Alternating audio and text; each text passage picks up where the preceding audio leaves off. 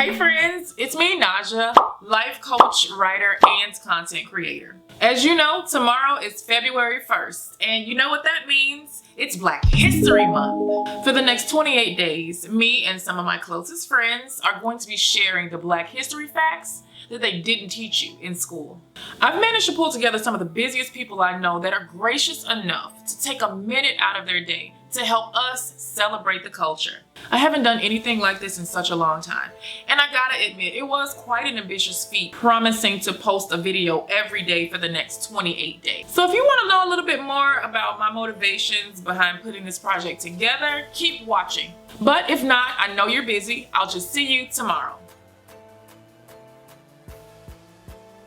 So I haven't done a Black history project since I was in the 6th grade.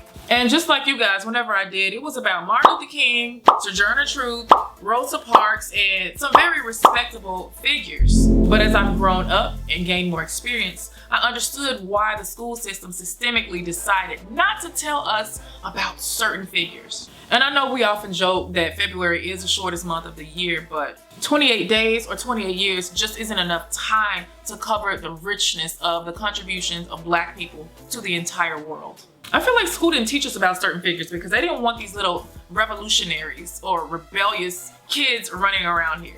I mean, yeah, they taught us about the Boston Tea Party and the American Revolution, but those weren't really people that looked like us. So to a young mind, it looks like only a certain group of people are entitled to fight for what they think is right. And so that group of people grow up thinking that it's okay to go burn and climb walls, and others of us are taught that you don't really have any rights because this isn't your land anyway. I went to public school, and I feel like in the books, you know, they taught us about King Henry VIII and Queen Elizabeth and all of these regal figures in European history. But I never saw images of anyone that looked remotely like me as a queen or a princess or a powerful figure. What I did see is my ancestors standing outside of outhouses, working plantations, being hung and castrated.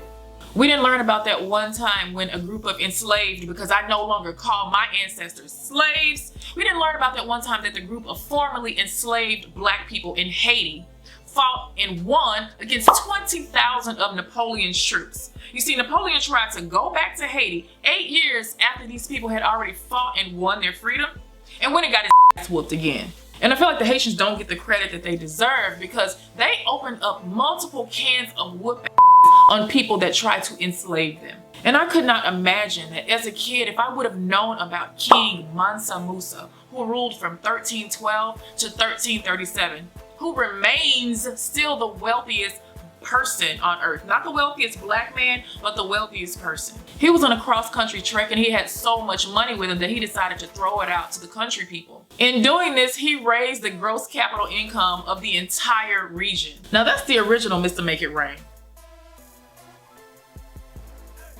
I remember this one time, I think I was like in the 5th grade, and my school actually took us to a real underground railroad. So we were like all hunched down in this little tunnel, and just for special effect, they had shackles sprinkled everywhere. And I remember the teacher asking me, "Do you want to touch one?" And there's a street in Memphis, Tennessee called Auction Street. Yes, I grew up in the city where the government assassinated. Yes, I was born and raised in the city where Dr. King was killed. So on this field trip, we went to Auction Street, and there's an actual auction block, like it's a big rock. And they explain to you how your ancestors were stood up, perched up, nude on top of this block and auctioned off into a life of servitude and captivity. So imagine there's people that look like me that know that they were being sold, and there's people that look like my classmates that were doing the buying. Do you know how traumatizing that is for a kid's mind?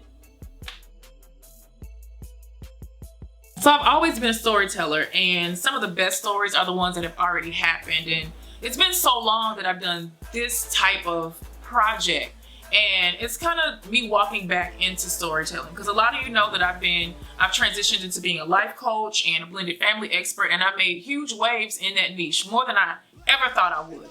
But my heart and my passion is storytelling, and so you know, this is me being consistent. So thank you all so much if you watched to the end of this video. Like I said before, I will see you tomorrow, and happy Black History Month. And I'm black as you're black, and I'm black, y'all. And I'm black, y'all. And I'm black, y'all. And I'm black as you're black, and I'm black, y'all. And I'm black, black.